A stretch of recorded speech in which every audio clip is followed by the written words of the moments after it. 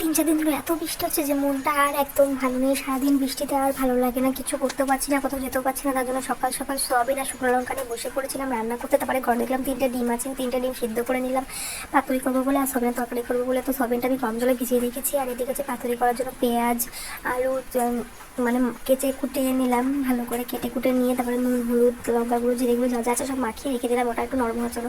তারপরে সোয়াবিনটা এখানে গরম জলে ভিজে রেখেছিলাম, ওটা আমি তুলে রাখলাম। তো এখানে আমি তুলে রাখার পরে এখানে পাতুরিটা বসিয়ে দিয়েছিলাম। তো পাতুরিটা অনেকটা হয়ে এসছে। তো তোমরা যারা যারা বরিশালে তারা তো খাও, তারা জানোই কেমন হয় খেতে। কিন্তু সত্যি প্রথমবার বানানোর পরে এত সুন্দর হয়েছিল খেতে ডিমের পাতুরি, আমি কোনোদিন ভাবতে পারিনি এত সুন্দর লাগবে, কেন কোনোদিন আমি বানাইনি এর জন্য। তো এখানে রান্না করার পরে আমি এখানে সোয়াবিনের তরকারি করে বসিয়ে দিয়েছিলাম। তো আজকে বাড়িতে যেতে পারিনি, কোনো সবজি টবজি কিচ্ছু করিনি, তো সোয়াবিনের তরকারি করেছিলাম আর ডিমের পাতুরি করেছিলাম। তো বাইরে এত পরিমাণে বৃষ্টি হচ্ছে, আমার কোনো কাজও গোছানো হয়নি। তারপরে ঘর পুরো মেলে সব পড়ে রয়েছে, এগুলোকে ভালো করে গুছিয়ে টুছিয়ে নিয়ে তো বৃষ্টি থামলে একটুখানি পরিষ্কার টরিষ্কার করে পাখাটা একটু পরিষ্কার করতে বসলাম। তো পাখাটা এত ধুলো জমে গেছিলো বন্ধুরা। তো বিকালবেলার দিকে ওয়েদারটা খুব সুন্দর লাগছিলো আজকে।